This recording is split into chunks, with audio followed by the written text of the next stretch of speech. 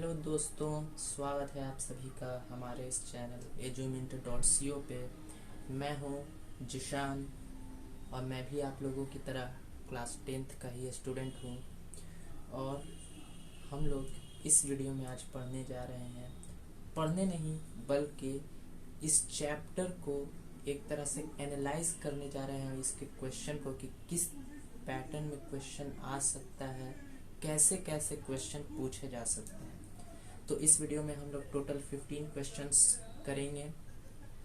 उससे पहले क्वेश्चन पूरे करने से पहले हम लोग देखेंगे कि रियल नंबर्स में बेसिक चीज़ें क्या हम लोगों को बताई गई हैं एनसीईआरटी में।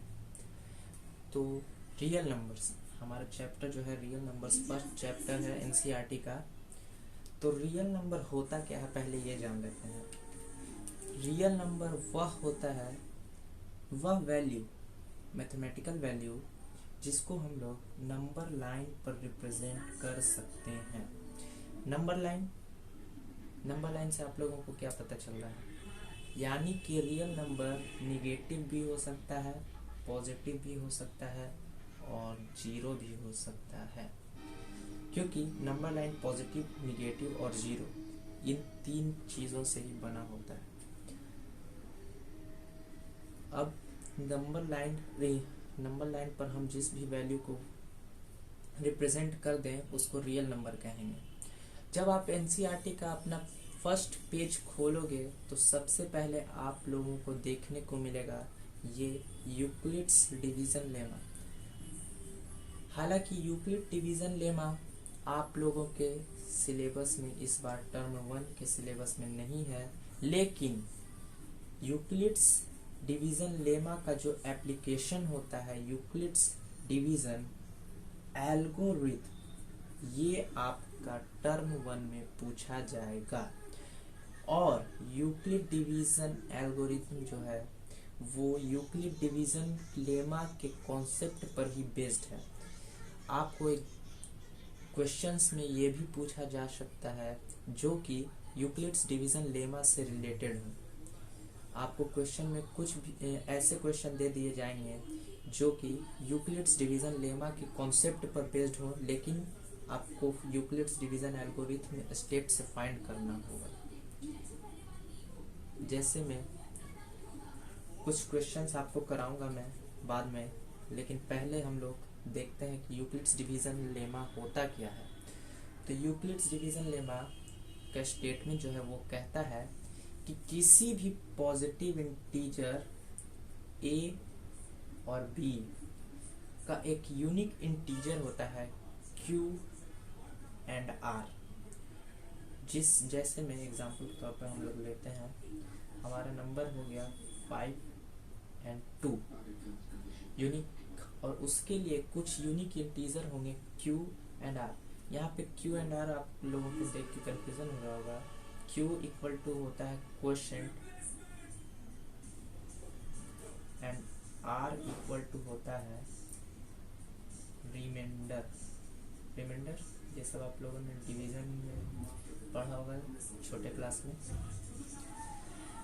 तो अगर हमारा नंबर a, हम 5 को a मान लेते हैं, b को 2 मान लेते हैं, तो आपने बचपन में छोटे क्लास में एक रूल पढ़ा होगा, रूल कह सकते हैं या फिर वेरिफिकेशन स्टेप कह सकते हैं उसको, कि डिविडेंड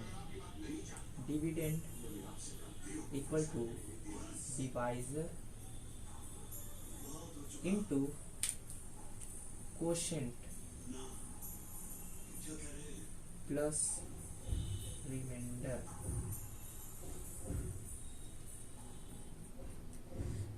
तो अगर हम लोग 5 को अपना डिविडेंड ले रहे हैं तो b हमारा हो जाएगा 2, क्योंकि 2 हमने माना है b को।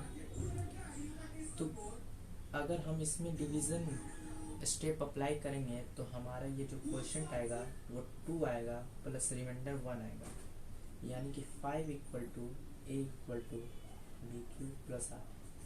ये कुछ नहीं है, ये जो यूक्लिड्स डिवीज़न लेमा है ये कुछ नहीं है, बस यही एक कॉन्सेप्ट है जिसको कि लेमा जो है एक मैथमेटिशियन है, उन्होंने इसको लिख दिया। यूनिफॉर्म रूप में लिख दिया, उसी को आज हम लोग Euclid's division lemma 10th class में पढ़ते हैं। एक बात गौर करने वाली है, ये क्वेश्चन बहुत बार एमसीक्यू के फॉर्म में आ चुका है। सीबीएसई ने ये पूछा है कि रिमाइंडर जो होता है, आप लोग गौर करेंगे, अगर कोई नंबर का डिवाइजर उससे डिवाइड पूरा ऑल टू ऑल करे या फिर नहीं करे, लेकिन आपका रिमाइंडर जो है वो हमेशा 20 से छोटा ही होगा। क्या कहना चाह रहा हूँ मैं यहाँ पे? मैं यह कहना चाह रहा हूँ कि रिमाइंडर या तो अगर वो यहाँ पर अगर ये 2 नंबर जो था 5 को कम्प्लीटली डिवाइड कर देता तो रिमाइंडर आपका 0 हो जाता। यदि, क्योंकि यहाँ पे जैसा हम लोग देख रहे हैं कि 2 जो है 5 को कम्प्लीटली डिवाइड नहीं कर रहा है, क्योंकि 1 हमारा रिमाइंडर बचा है और 1 जो है 2 से छोटा है, यानी कि इससे यही ये जो है ये स्टेटमेंट आपका ये जो यहाँ पर है, ये यहाँ पे आपका प्रूव हो जा रहा है कि 0 से बड़ा या फिर 0 के इक्वल, ये ग्रेटर और इक्वल टू का साइन होता है, इसलिए 0 से बड़ा या 0 के इक्वल रिमाइंडर हो लेकिन 20 से हमेशा छोटा हो तो उसको हम लोग कहते हैं रिमाइंडर। और ये क्वेश्चन बहुत बार आपके सैम्पल पेपर में जो अभी रिलीज़ किया है सीबीएसई ने 2021 का जो सिलेबस है, ये सैम्पल पेपर रिलीज़ किया सीबीएसई ने, उसमें ये क्वेश्चन आपको देखने को मिल जाएगा एमसीक्यू के फॉर्म में। अब लेमा क्या होता है? लेमा न्यू वर्ड है। मैंने भी जब पहली बार ये चैप्टर पढ़ा तो मुझे भी लेमा कुछ बाउंस कर गया।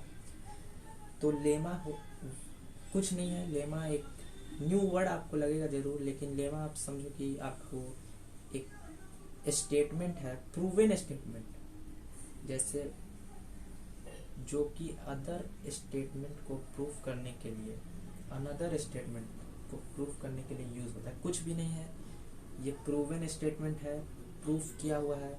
आप लोग इसको एक्चुअली थ्योरम के रूप में भी आप लोग इसको देख सकते हैं। लेमा इक्वल टू थ्योरम भी आप इसको कह सकते हैं। तो ये लेमा क्या चीज़ का थ्योरम है? डिवीज़न का थ्योरम। यहाँ पे से आप इसको कह सकते हैं कि यूक्लिड्स डिवीज़न थ्योरम भी आप इसको कह सकते हैं, या Euclid's division lemma. Actually theorem भी जो होता है वो भी प्रूवन स्टेटमेंट ही होता है।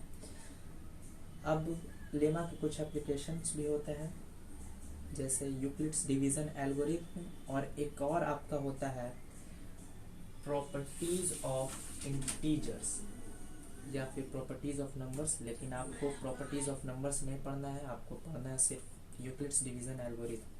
तो यूक्लिड्स डिवीज़न एल्गोरिथम में भी यूक्लिड्स नहीं दिया। एल्गोरिथम में क्या होता है वो देख लेते हैं पहले, क्योंकि ये भी एक न्यू वर्ड ही की तरह मुझे भी लगा था जब मैंने पहली बार पढ़ा था। तो यूक्लिड्स डिवीज़न एल्गोरिथम में, एल्गोरिथम का मतलब होता है ये वेल डिफाइंड स्टेप। ये बताऊंगा कि वो वेल डिफाइंड स्टेप्स क्या होते हैं। पहले आप ये स्टेटमेंट एक बार देख लो। It is a series of well defined steps which gives a procedure for solving a type of problem. और किस टाइप के प्रॉब्लम ये भी आप लोगों को बता दूंगा। वैसे स्टेटमेंट आपको समझ में आ गया।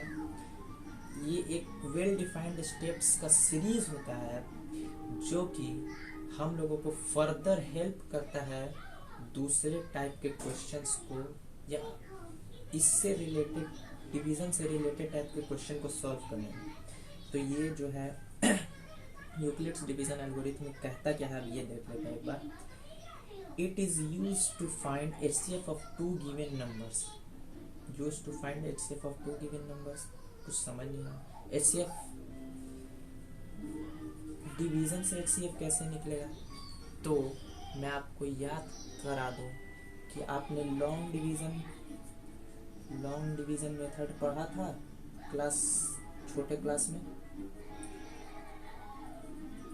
लॉन्ग डिवीज़न मेथड, वही उसी मेथड को यहाँ पर कहा गया है। उसी मेथड को यूज़ करके HCF आप निकाल सकते हैं, लॉन्ग डिवीज़न मेथड। हालांकि इसमें कुछ आपको एक कह सकते हैं एक रूल फॉलो करने पड़ेगा। जैसे कि अगर दो इंटीजर हम लोग चुनते हैं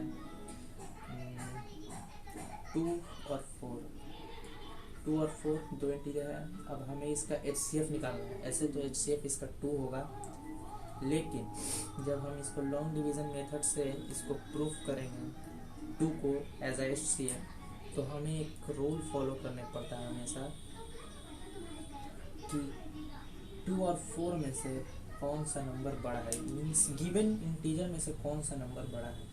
तो 4 बड़ा है, तो 4 को ही हम लोग एज अ डिविडेंड मानते हैं। और 2 जो रहता है हमारा जो छोटा स्मॉलेस्ट नंबर जो रहता है इंटीजर में, जो स्मॉलेस्ट नंबर जो रहता है गिवन इंटीजर में, उसको हम लोग डिवाइज़र के रूप में लेते हैं। तो यहाँ पे हम लोग इसको ऐसे अप्लाई करेंगे 2 4 2 टाइम्स 4 माइनस 0। तो ये प्रूव हो गया।